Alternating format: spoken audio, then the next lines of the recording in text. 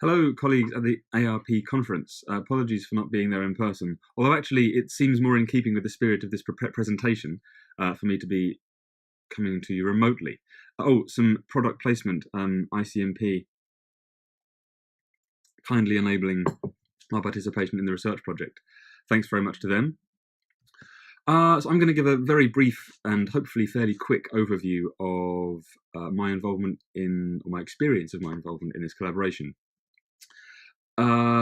When I arrived at the Royal College of Music to play the drums, got to the studio, the drums were there to set up, and there was an amazing collection of cymbals. The tech guys were incredibly relaxed, which just made everything work. There was nothing I had to do apart from play the drums, which is incredibly helpful because it can be very stressful at the best of times, recording or sort of attempting to record. And I'd never rehearsed in this way. We were all new to this experience, so all I had to do was play the drums, which was an immense help. When we started playing the first tune, Equinox, I detected what I thought was latency. I was expecting there to be latency because it's in the name of the technology, low latency, so I was hearing the word latency. And the bass player was behind me, and I didn't know if that was because he plays behind me or he pretends to play behind people, if it was because he couldn't hear me properly, there was latency, if it was something about the volume in my cans, which was actually a bit low to start with anyway.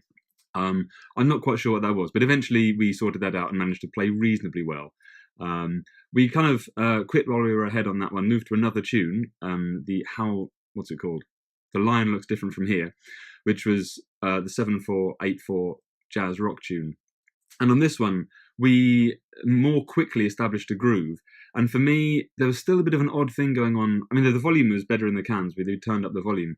It was still a bit strange trying to get a sense of groove. So after a while, I concentrated on playing a groove, not ignoring the rest of the band, but allowing them to, or sort of requiring them, I suppose, to gel around me, which isn't my normal approach to these things.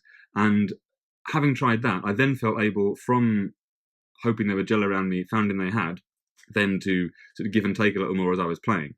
That tune felt pretty good. Then we moved on to Half Heartfelt, which was the tune that worked best for me, and I think worked best for all of us, because bear in mind, we were getting to know one another's playing, we were getting to know the whole setup, we were getting to know the tunes, so a lot had to happen in the 3 hours apart from testing the technology.